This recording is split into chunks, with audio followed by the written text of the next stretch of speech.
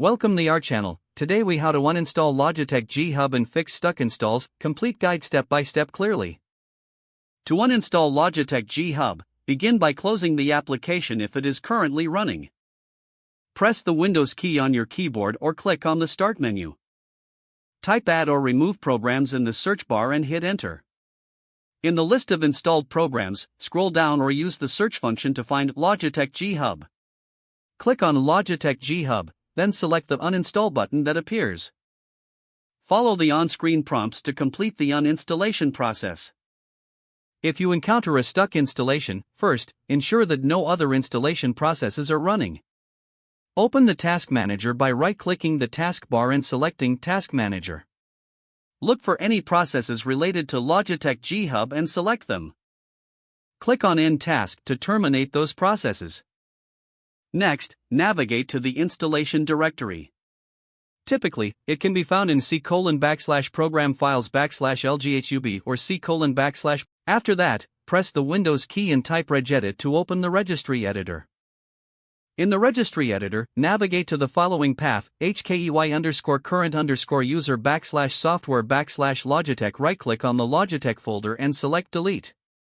Next, navigate to hkey. Close the registry editor and restart your computer.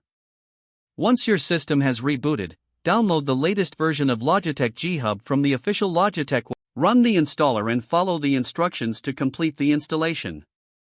After installation, connect your Logitech devices to ensure they are recognized by the software.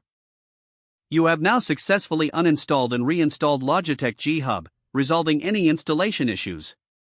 If the page does not load, refresh the browser or try again in a private or incognito window. Make sure you are using the correct email address, then retype it carefully to avoid small typos. If your password is not accepted, use the reset option and create a new strong password you can remember. Check your spam folder for verification or security emails, then complete any requested confirmation steps. Enable two-factor authentication if available to improve account security and reduce unauthorized access risk. After signing in, review your profile details so your contact information and settings are accurate and current. If you see an error message, note it down and try again after restarting your device and internet connection. Log out when you finish, especially on shared devices, to keep your account and payment information secure. If the page does not load, refresh the browser or try again in a private or incognito window.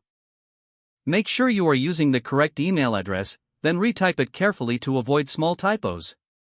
If your password is not accepted, use the reset option and create a new strong password you can remember. Don't forget to like this video and subscribe to our channel for more step-by-step tech guides.